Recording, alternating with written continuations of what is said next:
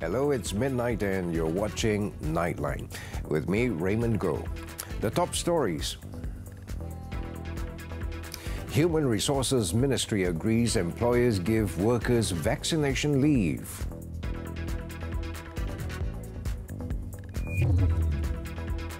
And government to make early announcement on interstate travel for Aidilfitri.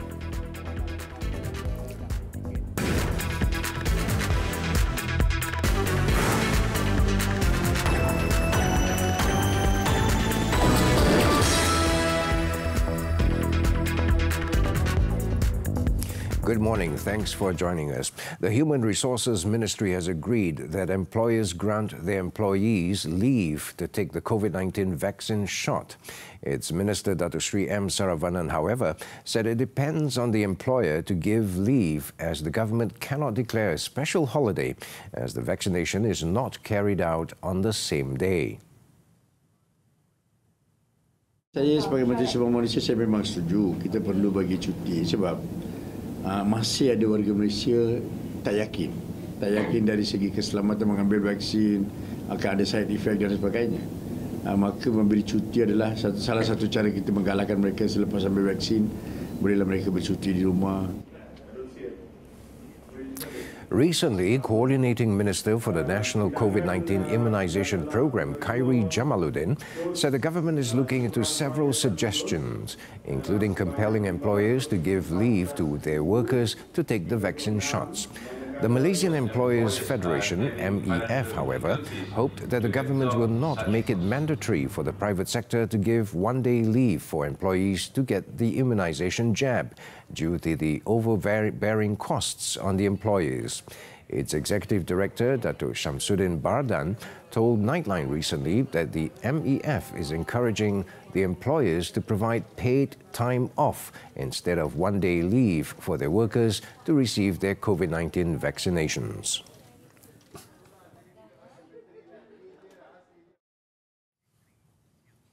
The Yang di-Pertuan Agong Al-Sultan Abdullah Riayatuddin Al-Mustafa Billah Shah has sent a letter of condolences to Queen Elizabeth II over the passing of Prince Philip, the Duke of Edinburgh. In the letter, His Majesty and the Raja Permaisuri Agong Tunku Hajah Aziza Aminah Maimuna Iskandaria expressed their heartfelt condolences to Queen Elizabeth II, the British royal family, and the people of the United Kingdom. The King said Prince Philip was a beacon of light who was known for his outstanding charisma and philanthropic endeavours. Al-Sultan Abdullah also shared his and the Raja Permaisuri Agong's pleasure of meeting Prince Philip on many occasions, including hosting him in Taman Negara Pahang in 1989. He also said Prince Philip will be remembered for his steadfast support for Queen Elizabeth II and his unwavering commitment to the Commonwealth, of which Malaysia is a member.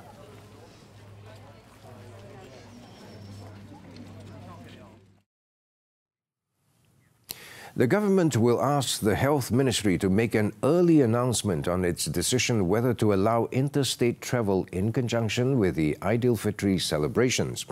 Senior Minister for Security, Datuk Sri Ismail Sabri Yaakob, said the matter is under the purview of the Health Ministry and they will conduct a risk assessment on the matter. Tapi kita akan umumkan dalam waktu yang cepat, terdekatlah, cepat. Kita pun tak nak mengganggu orang nak balik kampung ke, nak beli tiket pesawat ke, tiket bas ke apa. Saya akan minta kepada Kementerian Kesihatan supaya membuat pengumuman lebih awal. Yes or no pun biar lebih awal. Jadi orang boleh bersedia.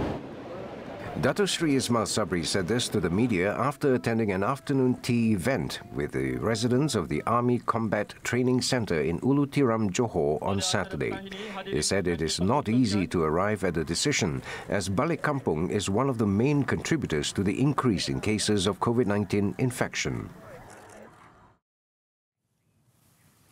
The Domestic Trade and Consumer Affairs Ministry, KPDNHEP, has issued 84 notices against operators of food and beverage premises nationwide for charging more than RM1 for a glass of plain water.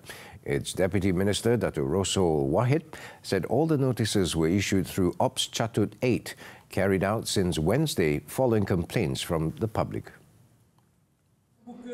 According to Dato' Rosol, based on the number of notices issued so far, the ministry found that this has been quite a common occurrence. He stressed that this should not have happened, and due to this, the operation will continue until April 15th by enforcement teams across the country. Lebih daripada harga sepatutnya. Sepatutnya berapa, Dato'? Sepatutnya mungkin dalam 2% yang kosong ni. Tapi kalau RM1 tu over lah. Jadi 84 tu bukan tumpu kepada RM1 sajalah maksudnya. Bukan RM1. Mana kita dapat harga yang luar biasa. Harga flat. Dapat patis tu kat mana? Ni seluruh Malaysia. Saya tak pasti di mana tapi dia seluruh Malaysia. Balik ni kat mana? Tapi mungkin dia pandang besar lah. Biasanya pandang besar. Of the 84 notices, Kelantan recorded the highest number with 14, followed by Selangor 12, as well as Sabah, Sarawak and Johor with 8 notices each. Traders who are issued with a notice will be given 2 to 5 working days to provide the information required by the KPDNHEP before further action is taken in accordance with the Price Control and Anti-Profiteering Act. Police will record the statements of UMNO President Dato' Sri Ahmad Zahid Hamidi and his PKR counterpart Dato' Sri Anwar Ibrahim in connection with an audio clip which is alleged to be a recording of their conversation. Inspector General of Police Tan Sri Abdul Hamid Bado said on Saturday that investigating officers were waiting for the right time to call them to record their statements. According to Tan Sri Abdul Hamid, an investigation paper had already been opened and a copy of the audio recording had been sent to a forensic laboratory to determine its authenticity. However, the top cop could not say how long the laboratory analysis on the audio clip would take. The findings of the analysis will then be sent to the Attorney General's chambers for it to classify any offence that may have been committed. SOP tindakan ya, apabila kertas siasatan dibuka, itulah memang tindakan yang perlu diambil. Tidak perlulah diapakan. Jadi apabila tiba masanya nanti pegawai penyiasat akan merakamkan kenyataan mereka. Ini proses siasatan. So kedua-dua pihak ya, maknanya kepada YB Dato' Sri Anwar dan juga Tan Sri Zahid ya, sekiranya mereka merasakan dirinya teraniaya, fitnah, mereka bolehlah tampil untuk membuat aduan dan siasatan dijalankan dari sudut itu. He also said members of the public are welcomed to lodge police reports if they felt distressed by the audio clip, which has gone viral on social media. The recording was purportedly a conversation between two individuals with voices resembling those of Dato' Sri Ahmad Zahid and Dato' Sri Anwar, discussing matters related to the UMNO General Assembly last month. So far, authorities have received 8 police reports over the audio clip.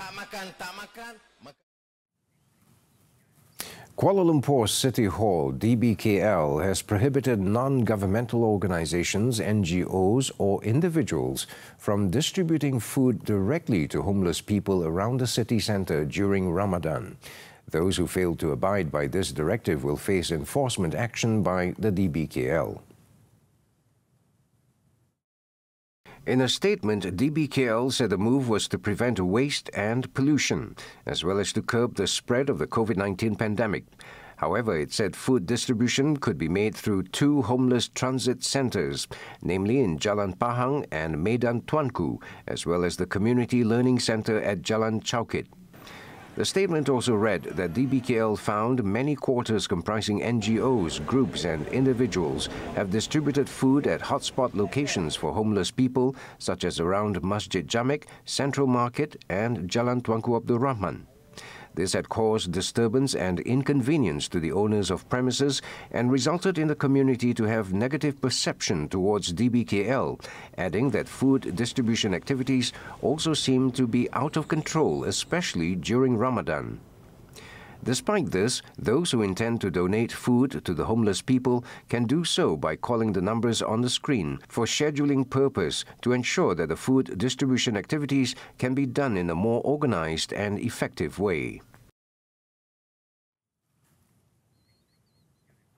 The Malaysian Federation of Hawkers and Petty Traders Association, GPPPKM, has urged local governments to subsidise the organisers of Ramadan Bazaars this year due to the strict standard operating procedures (SOPs) that must be followed. Its head secretariat, Dato' Zainal Abidin Abdul Majid, said that a smaller scale of Ramadan Bazaars this year due to the COVID-19 pandemic, coupled with enhanced security in terms of personnel needed for crowd control, will add to the costs of maintaining the bazaars. Dato' Zainal Abidin said that though there are strict SOPs in place, most Ramadan Bazaar operators would have no problems adhering to them, as they have been practicing such procedures since night markets in the country were allowed to resume operations. However, he added that participation of traders this year has dwindled significantly due to the capacity limit put in place for Ramadan Bazaars, which would only allow 50% of traders to operate at each of its locations. Rentals for the stalls have also not been increased, making it harder and costly to maintain the bazaars. Most of our members been awarded by the local councils to operate for Bazaar Ramadan. The issue today is whether we are able to collect and pay the security, the maintenance of the Pasar Malam itself, due because it has been 50% of what we would normally collect. My worries are that we have not enough collection, to pay for the rela, to pay for the cleaners for the Pasar Malam. I urge the local government, would subsidise into these organisers for this maintenance and security of rela during following the SOP. Other SOPs include the location of the bazaars, which must be in open-air settings, while ensuring physical distancing at all times. Visitors may only use a one-way path for entrance and exits at the bazaars, which will be manned and controlled by rela personnel. The visitor count must also be controlled, while ensuring the public carry out the My Sejahtera registration before entering the bazaars. Meanwhile, Federal Territory Malay Hawkers and Petty Traders Association, PPPKMWP President Datuk Muhammad Abdullah said that the hawkers and traders in Kuala Lumpur have been briefed on the required SOPs, and failure to adhere to them may incur a penalty on the traders. Yeah, there's certain areas social distance. You see, normalized that the area without any pandemic, we operate about 200. Now we put out 150. Maybe we put less, 70 or maybe less than that. And be sure we follow that the social distance and MKN instruction. Okay. Because the area kita check before we operate the area. The area Kuala Lumpur and the penganjur have to go through all this spec lah, on the ground. Social distance, so they become more smaller lah, not too congested, He added that all traders must also undergo health screening before they are allowed to participate in this year's Ramadan Bazaar. For the remaining 50% of traders who are unable to operate at the Ramadan Bazaars this year, Dato' Zainal Abidin said some states such as Malacca and Perak have decided to allow the traders to set up stalls in front of their own houses to sell goods during the Ramadan month. He also said there are plans to extend this initiative to other states, including the federal capital, so as to avoid congestion within the Ramadan bazaars. Bazaar Ramadan is so important to the hawkers. You see that these are the time that they really do the business, that which will accommodate their financial for the Hari Raya festival. Because since Ramadan, they don't have business in daytime. Only the Bazaar Ramadan will infect their income. And from this income, actually, is the income very necessary for them, to accommodate the Hari Raya. GPPKM is also encouraging the adoption of contactless payment, such as its digital payment gateway Warungku, Warung Niaga and Warung QR, as this can be one of the ways to control the spread of COVID-19 in the country. The Malacca state government is one of the first in the country which will be implementing the Warung QR system for Ramadan Bazaars, and the GPPKM hopes to extend the initiative to other states during the Ramadan month. For this year, there are an estimated 85,000 traders that will be participating in Ramadan Bazaars nationwide, compared to about 100,000 registered last year, which was then unfortunately suspended due to the pandemic. Small and medium enterprises, SMEs, should take advantage of government grants to modernize their daily operations through digitalization. SME Association of Malaysia's President, Dr. Michael Kang Hua Kiong, said the grants will help SMEs to enhance automation and reduce reliance on foreign workers. The government have allocated a lot of fund, digital grant, giving away grant, matching grant, one-to-one. Not only on digitals, online, you purchase any equipment, any software which you have purchased on online business, then you can have enjoyed the grant. If you spend 10,000, government give you 5,000. So that means you only spend 5,000 ringgit. Speaking on Money Matters earlier on Saturday, he said there were also grants available to allow SMEs to retain or upskill their employees to help them adapt to the new normal and further drive the digital economy. Dato' Kang added that this was important, as many SMEs are still heavily dependent on foreign workers. Everyone we know that SME, a lot of SME for the past, they are very traditional, they use a lot of labours, they use a lot of foreign workers. I think during this pandemic, we are not allowed to bring in any more foreign workers, so SME facing a lot of challenges on the workforce. So I think that's the best time during this pandemic. A lot of SME move into the digital, adopt technology in automation. I think this is very important.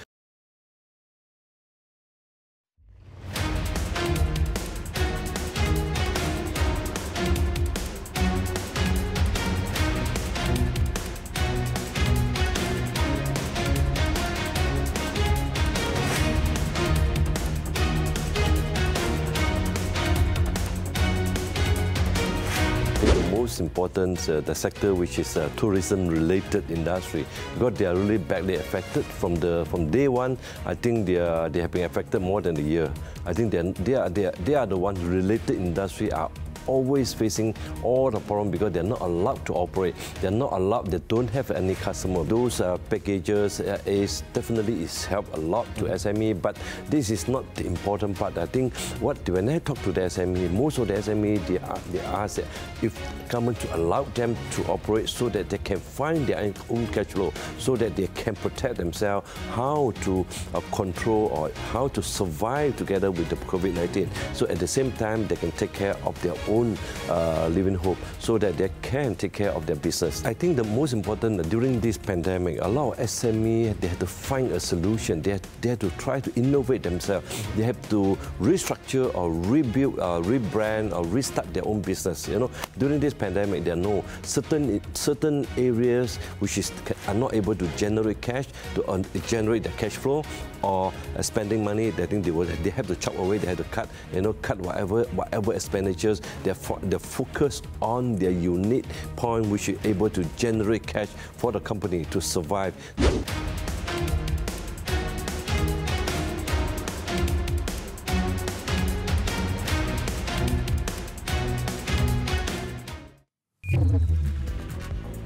Motorsports organizer fined for failure to ensure physical distancing. This and more when we return. Thanks for staying with us. A total of 3,000 hectares of forest reserve in Perak were detected to have been illegally cleared to date. Perak Menteri Besar Datuk Saravanan Muhammad said the issue was being and has been addressed through the State Forestry Department, with 5 cases brought to court and several others were currently being investigated.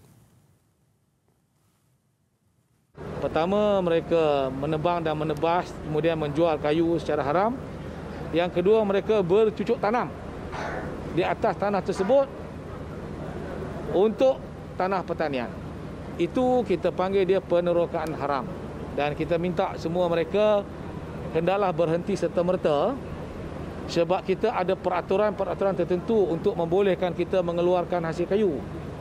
Ada masa tertentu. Kalau tidak nanti kalau semua orang tebang tanpa kawalan, datang musim hujan, dia boleh menyebabkan banjir lumpur. Dato' Sarani said this after officiating the Greening Malaysia program and tree planting campaign in Ipoh on Saturday. He added a special committee was formed to deal with the illegal deforestation issue, and the State Forestry Department has also identified those involved with the activities as well as the illegal deforestation sites.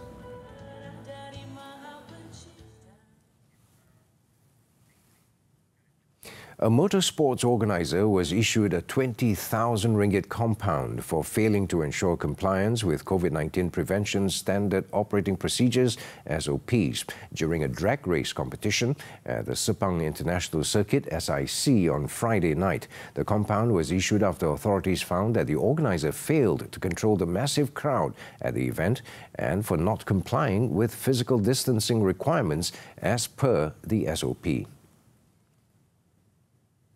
KLIA District Police Chief Assistant Commissioner Imran Abdul Rahman, who confirmed the matter on Saturday, said the organizer had obtained a permit to carry out the event at the circuit on the condition that they strictly abide by the SOP. However, it was reported that some 2,000 people attended the event and the situation went out of control when the spectators started gathering at the pit lane.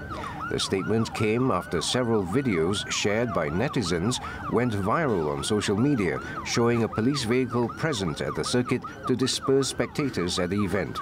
Commenting on the video, Imran said the police had been asked to disperse spectators who refused to comply with dispersal instructions, even though the event was over. He added after police arrived at the circuit at about 9 p.m, the spectators cooperated and dispersed, and nothing untoward happened. The organizer, MUSC Motorsports, in a statement posted on their Facebook page on Saturday, confirmed that they were compounded for failing to run the event as required under the new norms. They also admitted their failure to control physical distancing, resulting in the event having to be halted several times. The organizer also apologized to all parties involved, including the participants, their partners and the spectators, adding that they will reflect and learn from this experience.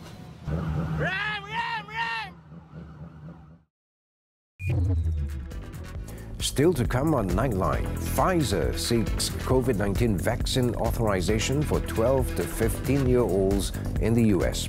Stay tuned. Welcome back, and on to the foreign front. Gun salutes took place across the United Kingdom and in Commonwealth countries on Saturday in tribute to Prince Philip, who died on Friday at the age of 99. He had been husband to Queen Elizabeth II for more than 7 decades.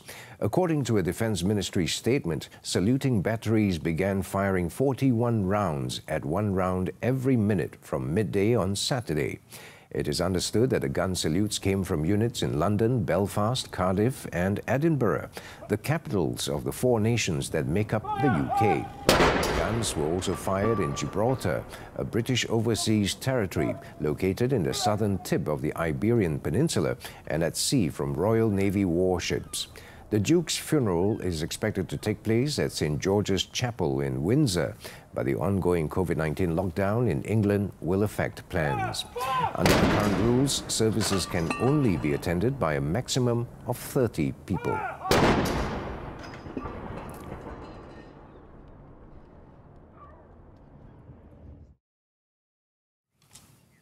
Pfizer Inc. and its German partner Biontech SE are currently seeking approval from the US regulators to allow the emergency use of their vaccine in adolescents aged 12 to 15, which could make it the crucial next step toward achieving herd immunity. The companies said in a statement their request to the U.S. Food and Drug Administration comes after Phase 3 clinical trials of the Pfizer vaccine in 12 to 15-year-olds showed that it was 100% effective in warding off the disease. They are also planning to make similar requests of other regulatory authorities worldwide in coming days. The mass vaccination of teenagers would also relieve an enormous strain on parents who are juggling the demands of homeschooling their children while keeping up with jobs.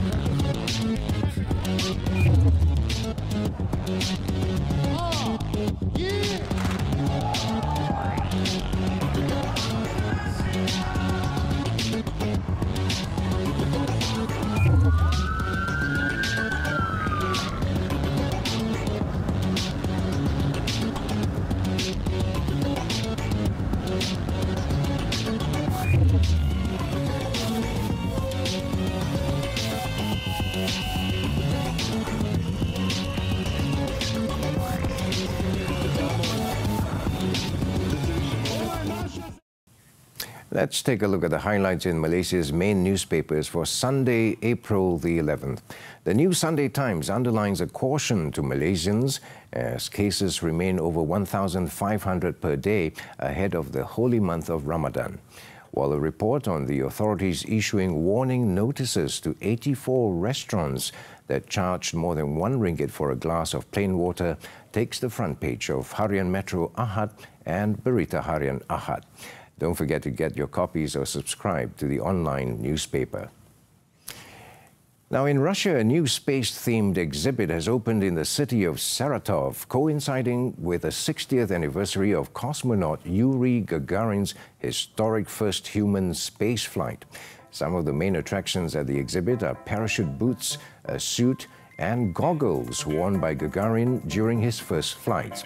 Let's take a look at this. I'm Raymond Go. Thank you for your company. Thanks for tuning in, and have a great weekend ahead. Take care.